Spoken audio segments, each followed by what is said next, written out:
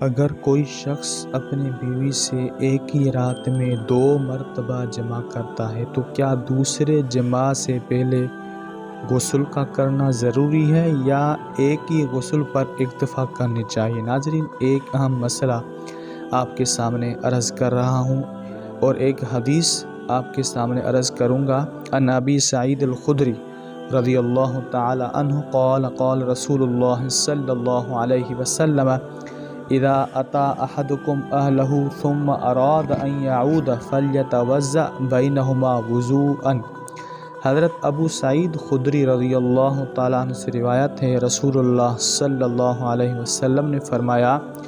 جب تم میں سے کوئی شخص اپنے عورت کے پاس جائے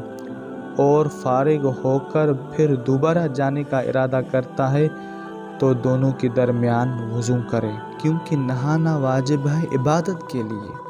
تلاوت کے لیے، نماز کے لیے۔ لیکن اگر کوئی شخص ایک ہی رات میں دوسرے مرتبہ تعلق قائم کرنا چاہتا ہے یعنی جمع کرنا چاہتا ہے تو اس کے لیے نہانا ضروری نہیں ہے، اس کے لیے ہے فَلْيَتَوَضَّأْ بَيْنَهُمَا وُضُوءً، یعنی بہتر ہے کہ وضو کرے، یعنی وضو کرنا بھی مستحب ہے۔ مستحب کا مطلب کریں تو اچھی بات ہے،